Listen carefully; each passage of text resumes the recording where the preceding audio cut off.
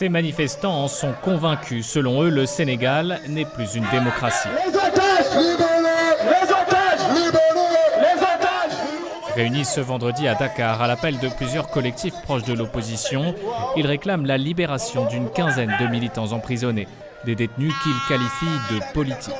Le régime en place est un régime arbitraire. Il suffit que tu sois opposant, il suffit que tu sois de la société civile, il suffit que tu sois activiste.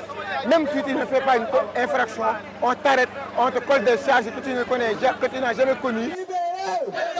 Parmi les noms scandés par la foule, ceux de Papito Kara et Ousmane Diagne. Les deux hommes ont été arrêtés fin juillet, quelques jours avant les élections législatives. Accusés de diffusion de fausses nouvelles, ils avaient partagé sur les réseaux sociaux des unes détournées de plusieurs quotidiens sénégalais. Dans la famille de Papito Kara, c'est l'incompréhension. Pour son frère, le but de Papito Kara était purement parodique.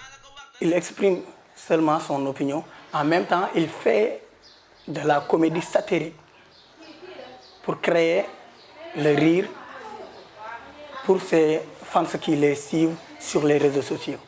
Ils n'ont pas le droit de l'arrêter sur quelqu'un qui fait l'humour de la comédie. C'est pas normal. Selon son avocat, Papito Kara attend toujours d'être jugé après avoir déjà passé plus de 2 mois en prison. Pour l'ONG Article 19, le cas de ce militant n'est pas isolé. Dans un communiqué, elle dénonce l'intensification de la censure au Sénégal.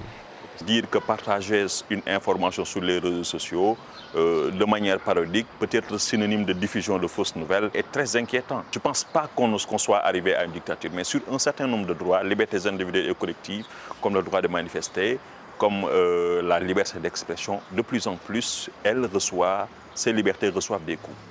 Un constat rejeté par le gouvernement sénégalais qui accuse certains militants de dérive. Selon son porte-parole, les personnes détenues ont commis des infractions. Tous les jours, nous sommes sur des plateaux télé où il y a des pseudo-influenceurs, des pseudo-chroniqueurs qui disent ce qu'ils veulent. Ça ne gêne personne parce que nous avons cette culture démocratique. Mais attention, quand on touche à l'honorabilité des gens, quand on diffuse des fausses nouvelles, quand on injurie, on est de l'autre côté des délits et des infractions. Le collectif pour la libération des détenus politiques appelle déjà à de nouvelles manifestations dans les prochaines semaines.